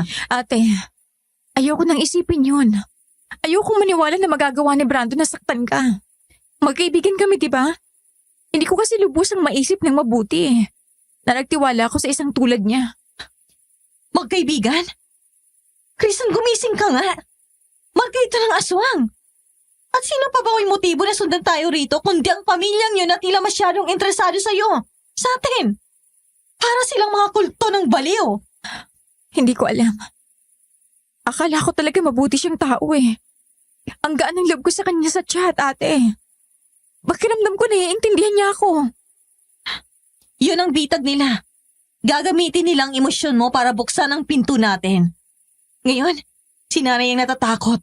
Ako ang naghihirap. Hanggang kailan mo babalak panindigan ang pagiging hopeless romantic mo? Talaga bang magbubulag-bulagan ka pa rin? Hindi naman sa kinokontra kita. Alam ko may gusto ka na kay Brando. Pero sa tingin mo ba tama yan? Alam ko ate, nagkamali ako. Tatapusin ko na to ngayon din. Siguraduhin mo lang. Mag-isip ka ng mabuti para sa kapakanan nating lahat dito. Binuksan ko ang aming conversation. Nandoon pa rin ang huling mensahe niya. Tinatanong kung anong oras siya dapat dumating sa birthday ko. Sa isang mabilis na pagkilos, pinindot ko ang profile niya. Walang pasabi, walang paliwanag. Pinindot ko ang block.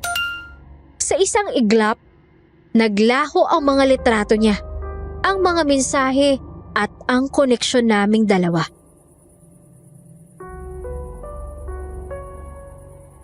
Wala na. Block na siya ate, lahat ng account niya, pati ang pamilya niya. Mabuti. Huwag kang manghinayang. At lalong huwag mong isipin na napag-iiwanan ka na ng panahon. Dahil lang sa tingin mo'y tumatanda ka na. Krisan, darating din ang tamang tao para sa'yo. Tao, hindi aswang. Sana lang sapat na yan para tumigil sila. Umaasa ako ate, na kapag pinutol ko na ugnayan natin sa kanila, mawawala na rin ang malas at takot na dala nila rito sa bahay. Gusto kong maniwala na ganoon lang kadali ang lahat. Na sa isang pindot lang ng block, matatapos na ang sumpa. Pero habang nakatingin ako sa bintanang bahagyang nakabukas, hindi ko mapigilang isipin, sapat nga ba ang digital na bakod para pigilan ang mga nilalang na gutom sa laman? 2 linggo ang lumipas na tila ba bumalik sa normal ang lahat.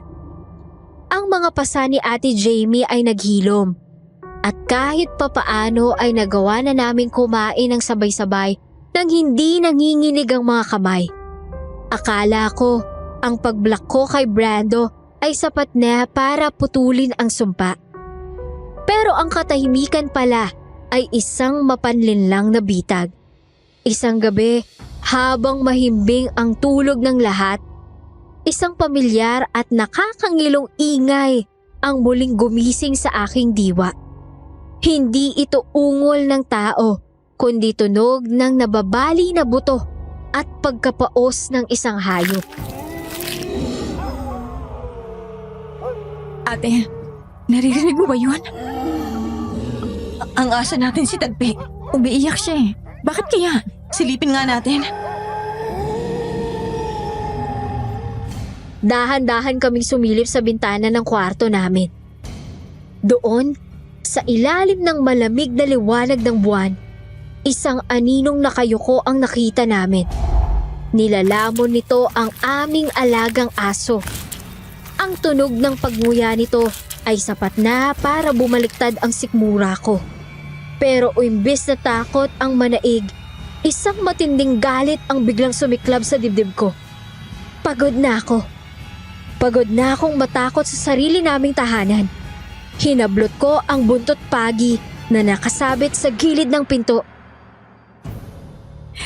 Tama na! Hindi na tama to! Krisan, wag! Delikado! Hindi na ako papayag na saktan pa nila tayo ate! Lalabas ako! Hindi mo kakayanin ng aswang, Krisan! Huwag kang magpadalos-dalos! Kumaripas ako ng takbo palabas. Hindi ko na inisip ang panganib. Ang tanging nasa isip ko ay ang mukha ni Ate Jamie na puno ng pasa at ang lansa ng itim na dugo.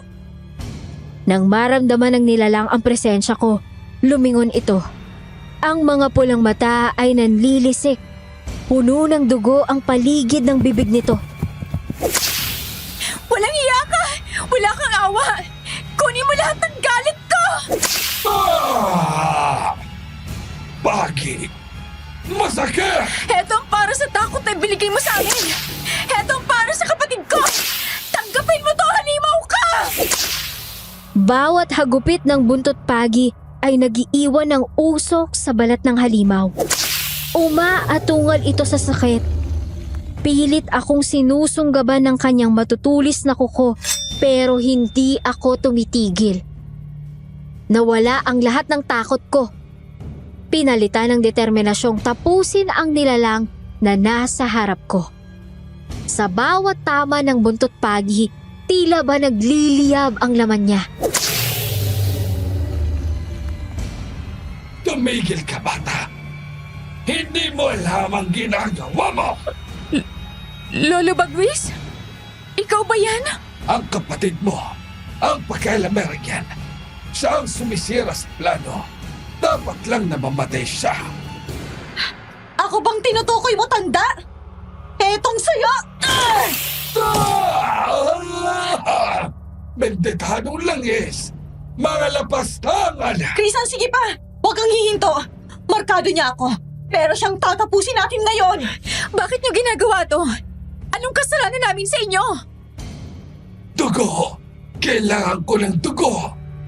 Ang asawa ko! Kailangan muling mabuhay ang asawa ko! Isang dalisay na dugo mula sa pamilya niyo ang kailangan para bumalik siya! Gagamitin niyo kami para sa kasamaan niyo? Mamatay ka na! Lalo kong binilisan ang bawat hampas. Wala akong pakialam kung mabali man ang braso ko sa sobrang lakas ng hagupit ko. Ang buntot pagi ay tila naging instrumento ng aking puot. Kita ko ang pag-atras ng halimaw. Ang kanyang balat ay tila natutuklap at nagiging abo bago pa man tumama sa lupa. Biglang napaluhod at nagmakaawa sa sakit si Lolo Bagwis. Tapusin mo na siya, Krisan! Para sa atin! Para sa pamilya natin! Hindi niyo na kami magagalaw ulit! Hindi! Wag! Bumalik ka na kung saan ka nang galing! Sa impyerno! Hayop ka!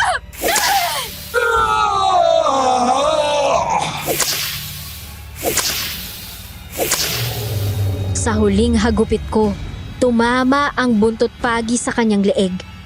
Isang makapal na usok ang bumalot sa paligid. Ang malaking halimaw ay unti-unting bumagsak sa lupa.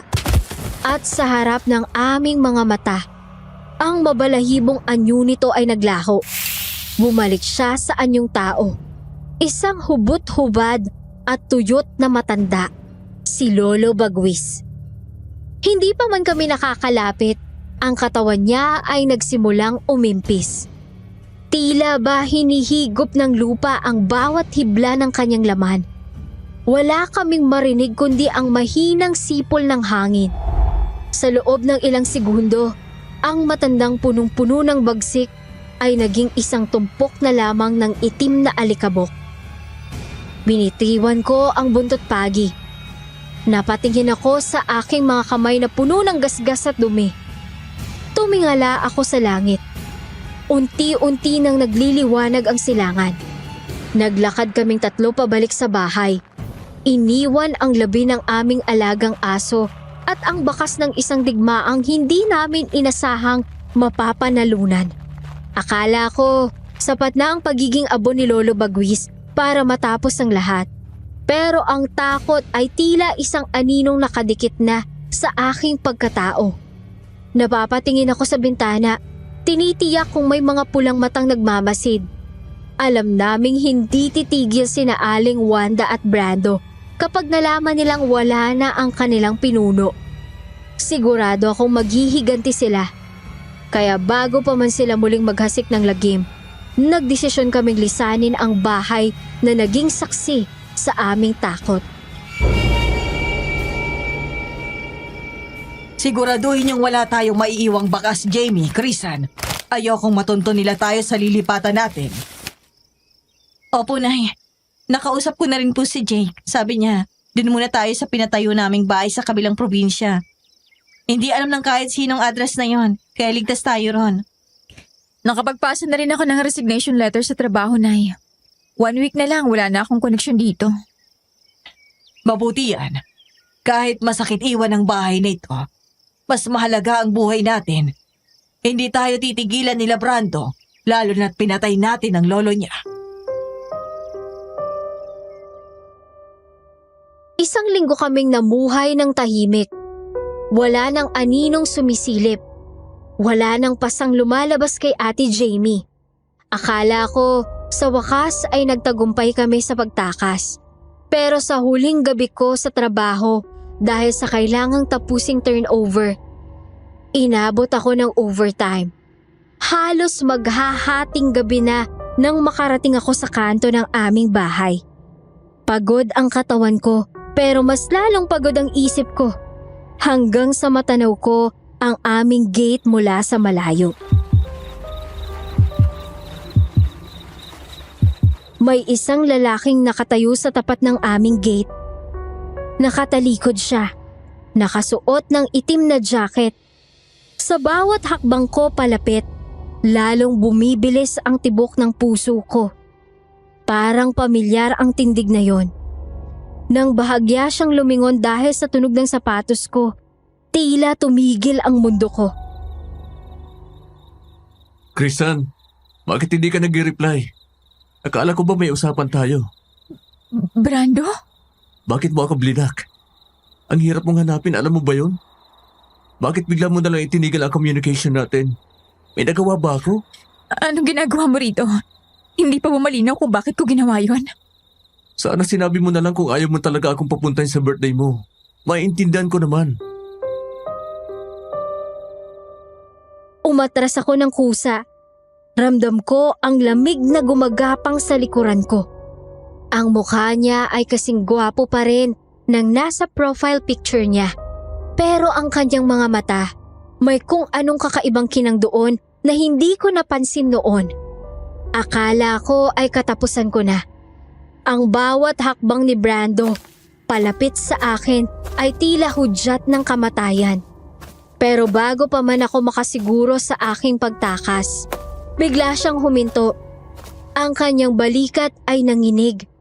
At ang boses na inaasahan kong maglalabas ng isang nakakangilong atungal ay nauwi sa isang basag na hikbi. Sa ilalim ng malamig na ilaw ng poste, nakita ko ang pagpatak ng kanyang mga luha. Krisan, parang awa mo na. Huwag kang tumakbo. Hayaan mo muna ako magpaliwanag bago mo ako tuluyang itaboy o patayin. Alam kong alam mo na kung anong totoo tungkol sa akin. Pero sana wag mo namang ipalata sa akin ang takot mo. Hindi ako tulad nila. Hindi ako masama. At bakit ako maniniwala sa'yo? Alam mo ba kung anong ginawa ng lolo mo? Ng mga kalahi mo? Alam ko na kung ano kayo, Brando. Alam ko. At yun ang dahilan kung bakit ako nandito. Hindi ako naparito para gumanti sa pagkamatay ni Lolo Bagwis. Narito ako para humingi ng tawad. Gusto ko nang matapos ang lahat ng ito, Krisan. Humingi ng tawad? Pagkatapos niyong markahan ng ate ko? Pagkatapos niyong sugurin ng pamilya ko? Pagod na ako, Krisan. Pagod na ako maging sunod-sunuran sa pagnanais ng lahi namin na dumami at buhay ng mga dapat ay matagalang nananahimik. Gusto ko nang mamuhay ng normal. Ang maging tao na gaya mo. Nakita ko ang sinseridad sa kanyang mga mata. Walang bakas ng halimaw sa kanyang mga mukha sa sandaling iyon, kundi isang lalaking pasan ang bigat ng mundo. Sa kabila ng takot, may kung anong bahagi ng puso ko ang nag-udyok na maniwala. Kahit hirap, hindi ko alam kung bakit mas hinayaan kong sundin ang nararamdaman ko at kutob na totoo talaga ang sinasabi niya. Binuksan ko ang gate at pinatuloy siya.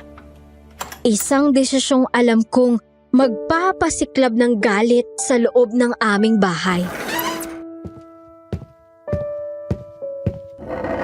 Krisan! Nababaliw ka na ba? Bakit mo dinala ang halimaw na yan dito? Lumayo ka sa kanya, Krisan! Nay, tumawag ka ng pulis o kumuha ka ng asin at buntot pagi. Hindi niyo kailangan ng kahit anong sandata laban sa akin. Narito ako para makipagtulungan. Handa akong ituro sa inyo kung paano uubusin ang lahi namin. Kahit pa ibig sabihin yun ay mawala rin ako. At bakit kami maniniwala sa iyo? Pagkatapos ng lahat ng ginawa niyo kay Jamie? Dahil mahal ko si Krisan. Simula na makilala ko siya, doon ko lang naramdaman na gusto kong maging mabuti. Ayaw ko nang maging bahagi ng karahasan ng lahi namin. Napakagaling mong magdrama. Sabihin mo sa amin ang totoo. Ano ba talagang plano niyo laban sa amin, ha? Taon-taon, Kailangan namin mag-alay ng dugo para sa katawan ng lola ko. 9 na taon na namin ginagawa yon para muli siyang mabuhay. Ang pang-10 taon, si Christian sana ang inilaan nila. Ako? Kaya mo ba ako nilapitan online? Yun ang utos ni Nanay Wanda at Lolo Bagwis. Pero dahil sa panghihimasok mo, Jamie, ikaw ang nakitang biktima. Sabi nila, hayaan na lang daw ako sa kung anong gusto kong gawin kay Christian. Basta makuha ang dugo mo para makumpleto ang ritual. Mga walang iya kayo. Balak niyong ubusin ang mga anak ko para lang sa isang patay? Walang patay na nabubuhay! Kaya nga nandito ako. Gusto ko nang putulin ang sumpa. Handa akong makipagtulungan para mapuksa ang mga aswang na natitira. Kasama ng sarili kong ina. Papaslangin mong sarili mong nanay? Sigurado ka ba dyan o bitag lang ito? Masakit para sa akin. Pero kailangan nating unahan si nanay. Dahil sa ginawa niyo kay Lolo Bagwis, wala na siyang ibang iniisip, kundi ang ubusin ang buong pamilya niyo sa susunod na pagkakataon na magtagpo kayo. Nanahimik ang lahat. Ang bawat salita ni Brando ay parang kutsilyong humihiwa sa katahimikan. Nakita ko ang pag-aalinlangan sa mukha ni nanay at ang puot sa mga mata ni Ate Jamie. Pero unti-unti ring lumalambot ang kanilang tindig habang pinagmamasdan ang nagmamakaawang si Brando. Ano ang plano? Paano natin sila mapapatigil? Sa kaarawan mo, Christian, ang gusto ni Nana ay dalhin kita sa kanya para patayin. Pero ibang naiisip ko. Isasama ko si Nanay Wanda rito sa pagpunta ko. Iisipin niya na susuko na kayo at handa na kaming kunin ang kailangan namin. Doon natin siya kokornerin. Sigurado ka bang hindi ka kakampi sa kanya pagdating ng oras? Itaya ko man ang buhay ko, Nanay Aurelia. Gusto ko nang matapos ang pagiging halimaw. Gusto kong mamuhay na hindi kailangang magtago sa dilim. Kung sakaling nagsisinungaling ka, Brando, sisiguraduhin kong abo ka na bago pa man makalapit ang nanay mo sa amin. Brando, sigurado ka ba talaga rito? Kapag ginawa natin to, wala na talagang balikan. Hindi mo na muling maibabalik ang oras para baguhin ang desisyon mo. Alam ko, Christian. At handa ako. Mas mabuting mamatay na lumalaban para sa kung ano ang tama. Kaysa mabuhay ng habang buhay na isang halimaw na nagtatago sa likod ng mga screen at matatamis sa salita. Sige, Brando. Papayag kami. Pero tandaan mo, isang maling galaw mo lang, hindi kami magdadalawang isip. Salamat po. Salamat sa pagkakataong patunayan ang sarili ko sa inyo. Ang mga sumunod na araw ay ginugol namin sa paghahanda ng mga pangontra at pag-aayos ng bitag. Ang aming bahay na dati ay pugad ng takot ay naging isang kuta. Dumating ang araw na hindi ko alam kung dapat ko bang ipagdiwang o ikatakot. Ang buong bahay ay puno ng dekorasyon. May mga masasarap na pagkain sa hapagkainan, pero sa likod ng bawat ngiti namin ni Nanay at Ate Jamie, may nakatagong matalim na itak at buntot pagi. Nagpanggap kaming mga inosenteng tupa na naghihintay ng mga panauhin. Tahimik lang kaming nagmamasid hanggang sa marinig namin ang paghinto ng isang motor sa labas at ang boses ni Brando na masiglang bumabati.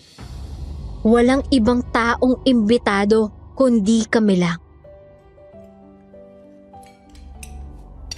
Magandang gabi po sa inyong lahat. Happy birthday, Christian. Ito nga palang nanay. Gusto niya talaga makasama sa selebrasyon mo. Welcome po sa bahay namin. Ano kayang mararamdaman nyo kung kayo naman ang bastusin ko sa sarili niyong teritoryo? Tulad ng ginawa niyo sa amin. Po? Hindi, biro lang. Maligayang kaarawan, dalaga. Napakaganda mo sa gabing ito. Parang napakasariwa mong tingnan. Salamat sa pagdating, Brando, Wanda. Tuloy po kayo. Halina kayo sa hapag, nakahanda ng mga pagkain. Pasensya na po kayo at kami-kami lang ang nandito. Mas gusto kasi ni Krisa na tahimik ang handaan ngayon. Ayos lang, Jamie. Mas mainam nga ang ganito. Mas pribado. Mas madaling mag-usap-usap. Naupo si Aling Wanda sa harap ng hapag. Ang kanyang mga mata ay gumala sa aming mga leeg. Tila ba naghahanap na ng pwestong kakagatan. Katabi niya si Brando na nakayuko lang. Bakas ang tensyon sa kanyang mga mukha. Nagkunwari kaming kumakain, nagtatawanan sa mga kwentong walang kabuluhan habang ang bawat segundo ay tila isang oras ang haba. Napakasarap ng inyong handa, Aurelia. Pero alam nyo, may mas masarap pa rito na matagal ko nang gustong matikman. Ay, sandali lang po. May nakalimutan akong kunin sa kwarto. May special na alak pa akong inihanda para sa inyo, Aling Wanda. Sige, Iya. Bilisan mo. Dahil tila hindi na ako makapaghintay na simulan ang tunay na pakay namin dito. Huwag ko kayo maubusin ng pasensya. Darating naman tayo dyan. Naglakad ako sa likuran niya. Ang buntot pagi ay nakatago sa ilalim ng aking malapad na shawl. Paglabas ko sa kanya, binitiwan ko ang shawl at isang mabilis na pagkilos. Isinakal ko ang buntot pagi sa kanyang leeg at buong lakas na hinila. Ngayon na, kumilos na kayo. Anong kaibagan nito? Brando, tulungan mo ako! Hetong sa'yo, halimaw! Wala ka nang malalapitan. Tapos ng pambibiktima niya sa amin. Mga walang iya kayo! Niloko niyo ako! Brando, bakit nakatayo ka lang dyan? Patayin mo sila! Ngayon na! Nay, tama na. Sinubukan kong sumunod, pero hindi ko na kaya. Ayoko nang maging ganito. Traidor! Pinili mo ang mga pagkain ito kesa sa sarili mong dugo! Isinusumpa kita! Nagpumigla si Aling Wanda. Ang kanyang katawan ay nagsimulang lumaki at tumubo ang itim na balahibo. Ang buntot pagi sa liig niya ay umuusok. Sinusunog ang kanyang balat, pero ang galit niya ay mas matindi kaysa sa sakit. Itinulak niya ako ng malakas at tumilapon ako sa gilid ng mesa. Brando! Gawin mo na! Bago pa siya tuluyang magbago anyo! Uubusin ko kayo! Kakainin ko ang mga puso niyo! Pigilan mo ang nanay mo, Brando! Tumigil ka na! Halimaw ka! Susunggab na sana si Aling Wanda kay Nanay Aurelia nang biglang humarang si Brando. Hawak niya ang isang itak na may bahid ng bendetadong langis at bawang. Ang itak na ibinigay ni tatay sa kanya bago ang gabing yun. Nakita ko ang pag-aalinlangan sa kanyang mga mata, pero nang makita niyang sasakmalin na ng ina niya ang leeg ni nanay, nagbago ang kanyang anyo. Hindi bilang aswang, kundi bilang isang taong may paninindigan. Isinaksak ni Brando ang itak sa dibdib ng kanyang ina. Isang makapal na itim na usok ang lumabas mula sa sugat ni Aling Wanda. Ang kanyang mga kuko na muntik nang bumaon kay nanay ay dahan-dahang nanghina.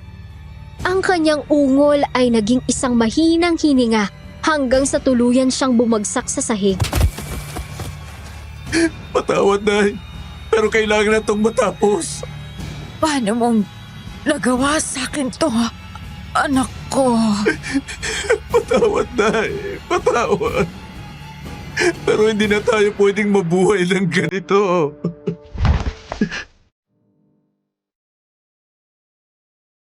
Napaluhod din ako sa sahig, hinihingal at nanginginig. Nakita ko kung paano maging abo ang katawan ni Aling Wanda. Gaya ni Lolo Baguis, ang hangin sa loob ng bahay ay biglang gumaan. Ang lansa ay napalitan ng amoy ng nasusunog na bawang. Ligtas na tayo, Pulisan! Ligtas na tayo! Mahirap ang ginawa mo, anak.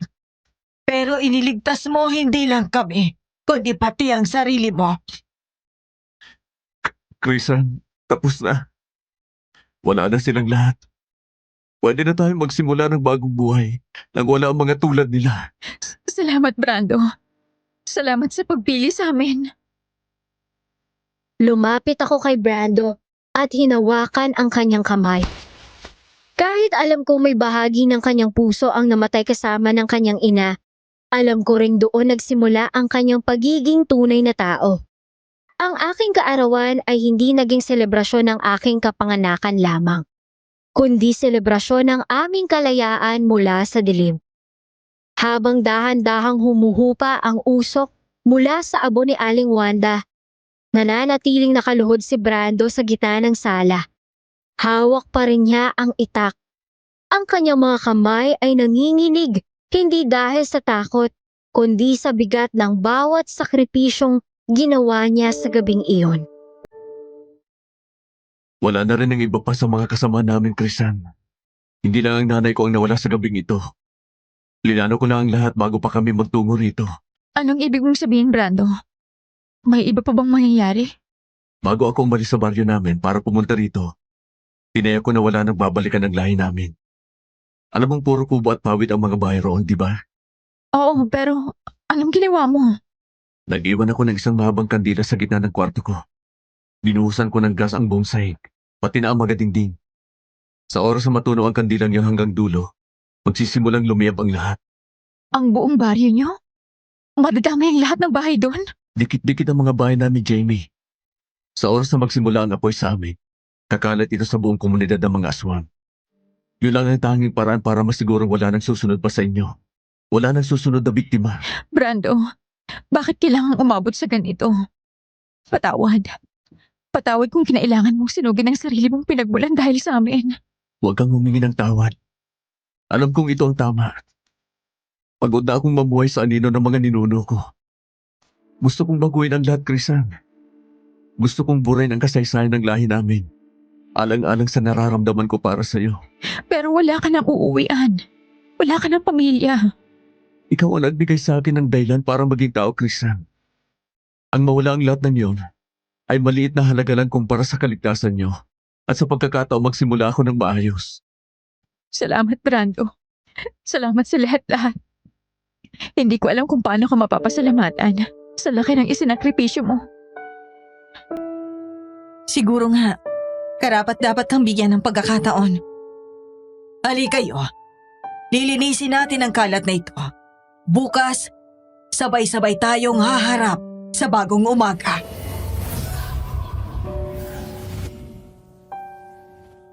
Tatlong buwan na ang nakalilipas mula ng gabing naging abo ang lahat ng takot namin. Ang amoy ng bawang at lansa ay napalitan na ng samyo ng mga bagong tanim na bulaklak sa paligid ng bahay na muli naming pinabless para tuluyan kaming matahimik. Malayo kami sa ingay, malayo sa mga aninong pilit kaming hinahabol noon. Pero sa kabila ng katahimikang ito, may isang bagay na nanatili. Ang presensya ng lalaking isinakripisyo ang lahat para sa amin. Nakaupo kami ni Brando sa beranda. Pinapanood ang paglubog ng araw na hindi na nagdadala ng pangamba.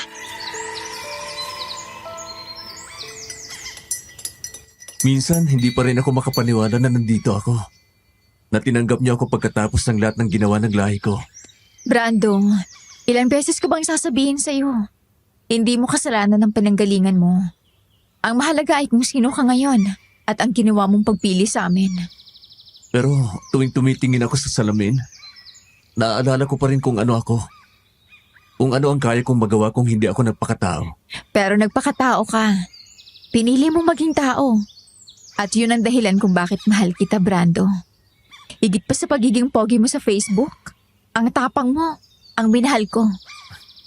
Facebook. Doon nagsimula ang lahat ng gulo, no? Pero kung hindi dahil doon, hindi kita makikilala. Ikaw ang naging liwanag ko sa gitna ng kadiliman ng aming baryo. Krisan, Brando, halina kayo rito. Handa na ang hapunan natin. Hoy, Brando! Siguraduhin mong busog ka, ha? Ayoko makikita ng matang nagliliwanag mamaya dahil lang nagugutom ka. Oo, Jamie. Nakita ko ang pagtawa ni Brando. Isang tunay at tapat na tawa. Wala na ang bigat sa kanyang mga mata. Sa loob ng 3 buwan, napatunayan niya kay nanay at kay Ate Jamie na ang pagkatao ay hindi nasusukat sa dugo kundi sa gawa. Naging bahagi na siya ng pamilya namin.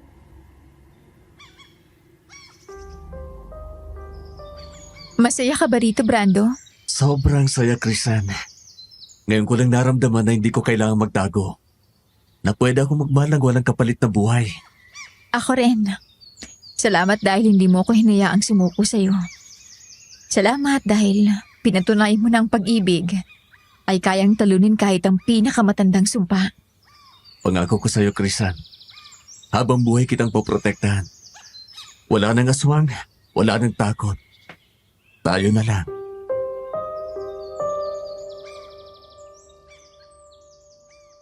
Habang dahan-dahang lumulubog ang araw, sumandal ako sa kanyang balikat.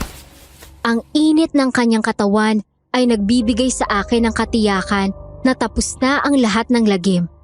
Ang aming kwento na nagsimula sa isang simpleng hi sa Messenger at dumaan sa madugong engkwentro ay nauwi sa isang tahimik at payapang pag-ibig.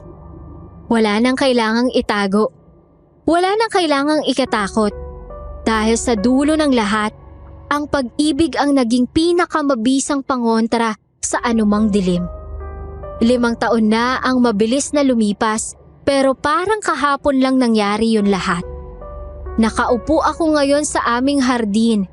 Isinusulat ito habang pinapanood si Brando na masayang tinutulungan si tatay sa pagkukumpuni ng bakod.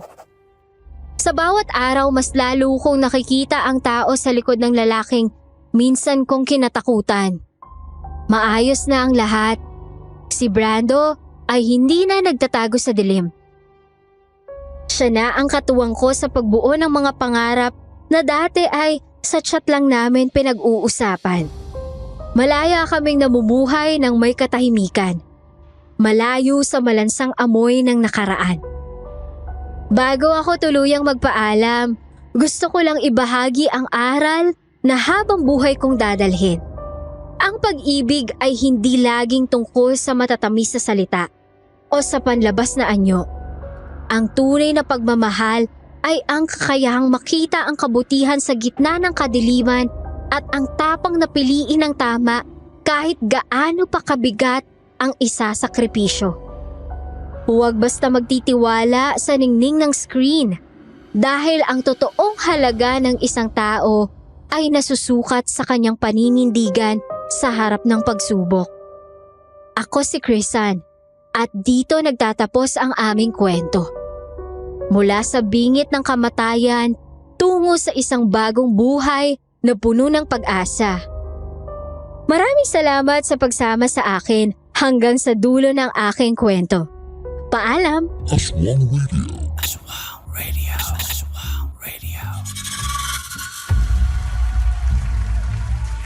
Magandang araw, tanghali o gabi sa lahat ng ating mga loyal listeners dito sa Aswang Radio. Ako po ang inyong paboritong DJ, DJ Paula. At eto na naman tayo para talakayin ang kwentong talaga namang nagpahaba ng ating mga liig at nagpatayo na rin ang ating mga balahibo. Ang kwento po ni Crisan na pinamagatang Gwapong Aswang ang kachat ko sa Facebook. Aminin nyo, relate ang marami sa inyo rito. Lalo na yung mga mahilig mag-swipe at mag-heart sa social media. Naku, pag-usapan natin ang mga tauhan. Mga kaaswang, unahin natin itong si Crisan. Naku girl, naku talaga. 25 ka na pero mas inuna mo pa ang kilig kaysa sa logic. Siya yung definition ng hopeless romantic na minsan ay nagiging hopeless. Nagiging hopeless na lang talaga dahil sa sobrang pagtitiwala sa estranghero. Pero sa dulo, ipinakita niya ang tapang niya nang gamitin niya ang buntot pagi laban kay Lolo Bagwis at kay Aling Wanda. Isang mabilis na character development Mula sa marupok tungo sa palaban. Ay nako. Oh, huwag niyo rin kalimutan itong si Ate Jamie. Si Ate Jamie naman, siya ang MVP ng kwentong ito para sa akin ha. Kahit na medyo masungit at skeptikal, siya yung boses ng katotohanan na madalas nating binabaliwala kapag tayo ay bulag sa pag-ibig. Kung wala ang kanyang pumaypay na may patalim at ang kanyang matalas na pakiramdam, baka naging sisig na silang dalawa sa baryo nila Brado, 'di ba? At syempre, ang ating poging aswang na si Brando. Nakakaloka ang plot twist mo, boy! Naku! Mula sa pagiging sunod-sunuran sa lahi, pinili niyang maging tao para sa pag-ibig. Bagaman nakakatakot po ang pinanggalingan niya, no? Pinakita niya na ang ating pinagmulan ay hindi nagtatakda ng ating kinabukasan. Pinili niyang talikuran ang dilim para sa liwanag ng pag-ibig kay Kirsan. Naku, napakahaba naman ng buhok ni Kirsan. Ngayon, mga kaaswang radio. Ano nga ba ang mga aral na dapat nating baunin sa ating pagtulog? Kung makakatulog pa nga ba kayo? Well, una, huwag magpapadala sa ningning ng screen. Sa panahon ngayon, ang gwapo sa profile picture, pwedeng maging halimaw sa personal yan. At hindi lahat ng nagchat-chat sa gabi ay may magandang intensyon. Importante yon. Minsan ang hanap nila ay hindi puso, kundi ang atay mo. Nako, maging mapanuri sa mga kinakausap online. Pangalawa, pakinggan ang payo ng pamilya. Ang ating mga nanay at kapatid natin may mga third eye yan. Pagdating sa mga taong lumalapit sa atin, madalas nating isiping panira lang sila ng vibe, 'di ba? Ganon yung tingin natin sila. Pero sila pa pala yung ating magiging proteksyon sa kapahamakan. And eto pa, pangatlo, ang tunay na pag-ibig ay nagsasakripisyo. Tulad ni Brando, handa tayong iwan ang ating lumang pagkatao para sa ikabubuti ng mga mahal natin. Ang pagpili po sa tama, kahit gaano pa ito kabigat, ang tunay na sukatan ng ating pagkatao. Bago tayo magpaalam sa gabing ito, gusto kong marinig ang inyong mga saloobin. Kayo naman, kasi lagi na lang ako. O kaya, yung mga sagot po ninyo sa mga naging tanong ni Kirsan. Sa simula ng ating kwento, may mga tanong siya, di ba, kanina? Ano ang pinakamahalagang lesson na natutunan nyo sa karanasan ni Kirsan at Brando? I-comment nyo na lang po ang inyong mga insights sa ating comment section. At huwag nyo pong kakalimutan ha, mag-like, share at mag-subscribe para mas marami pa pong kwentong hihila sa inyong mga kumot. Muli, ito po ang inyong si DJ Paula na nagsasabing, hindi ako nangangain, maliban na lang kung ikaw ang uulamin. Aswang Radio, ang radyo ng mga aswang. Halika